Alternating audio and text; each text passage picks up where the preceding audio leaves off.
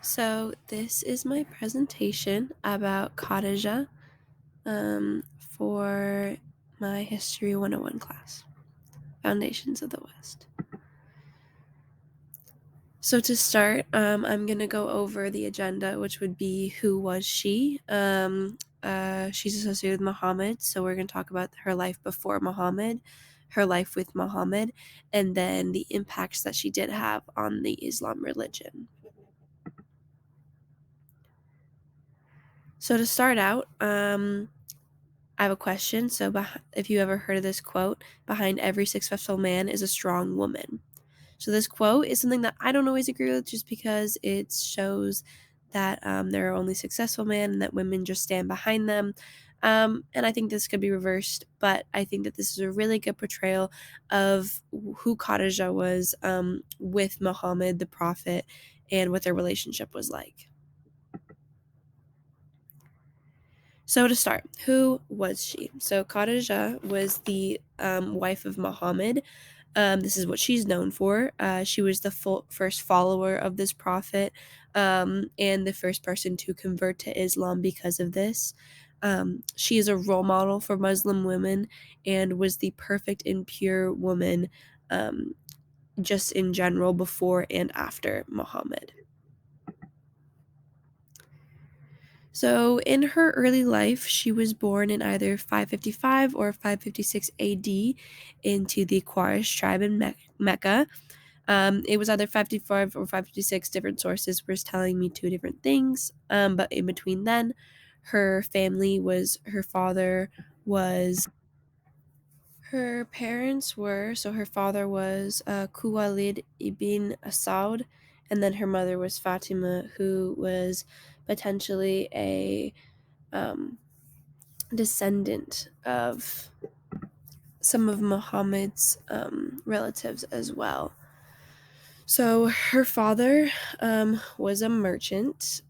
He was very successful in his job, and she was able to start life very privileged and very wealthy.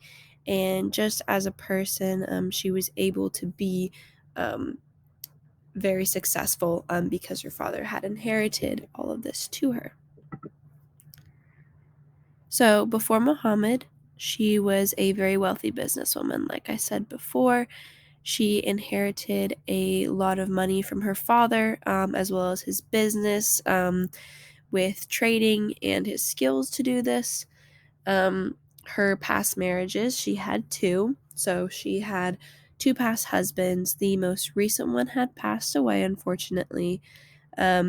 She was independent and famous. She was very well known, wanted by many men, as she was so beautiful and wealthy and successful, and had very wide commercial holdings everywhere.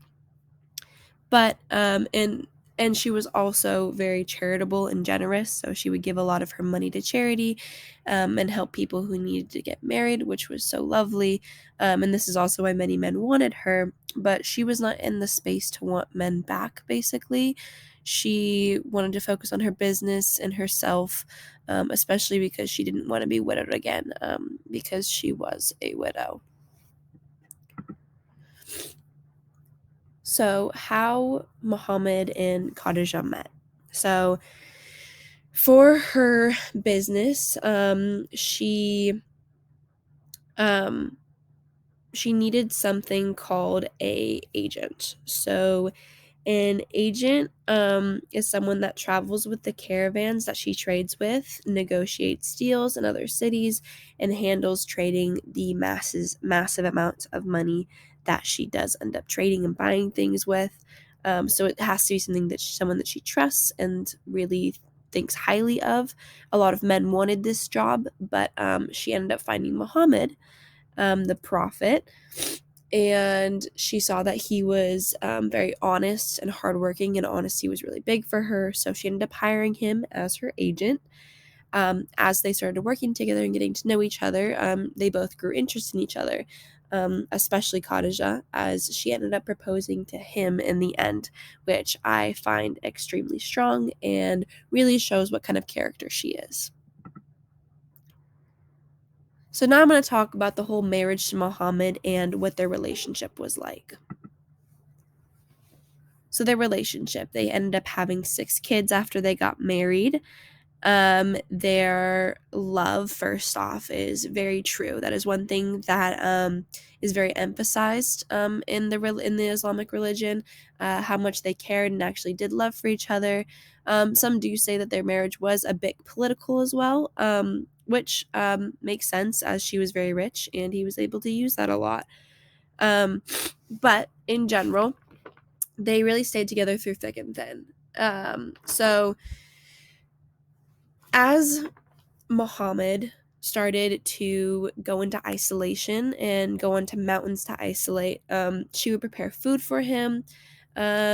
She would encourage him to do this no matter what. And then there was a moment where it's called the first revelation. It's when the angel Gabriel came to Muhammad with a message saying, read, but he did not understand it. So he came running back to his wife. He was frightened, he was terrified, he was confused, and he asked her to just cover him. And so she comforted him and she covered him, and she told him that it's going to be okay. She said everything was okay, and she believed him without any hesitation. And she said, believe in Allah and trust that he will be there, and you need to believe. So she was the one who backed up all of his fears and comforted him with this. And from this, she was the first person to convert to Islam. She did this without any hesitation, which shows her undying faith as well. So after this happened, she told him to leave the business and start preaching instead. She also, after this, would financially support Muhammad through his journey, as well as his followers when needed, which really helped Muhammad spread the word of Islam without any worries about this financial burden. So she really backed him up on that. She also asked him to teach her the ways of Islam, which he did, and she was able to really get into the ways of Islam and be in support of him. Whenever he felt tired or discouraged, she was always there for him, especially when some really hard stuff had ended up happening with the growth of Islam. It was slow and it started to grow. It started to become more dangerous as people were being threatened by the influence and power that Muhammad started to have on people around. So Khadijah had political power, and she tried to protect him with that as much as she could. Unfortunately, that didn't last for long, as authorities did end up coming for him. So him and Khadijah ended up having to go into hiding along with a lot of their followers. So this was about a 3-year ordeal. They got married when Khadijah was 40 and Muhammad was 25. Khadijah was now in her 60s, and as she was financially supporting Muhammad and all of his followers, she ended up getting depleted in her health as well as her wealth. So she started to get really ill and sick, but her devotion to Muhammad and to Allah and to the religion never depleted. She stayed very loyal and very hardy with that.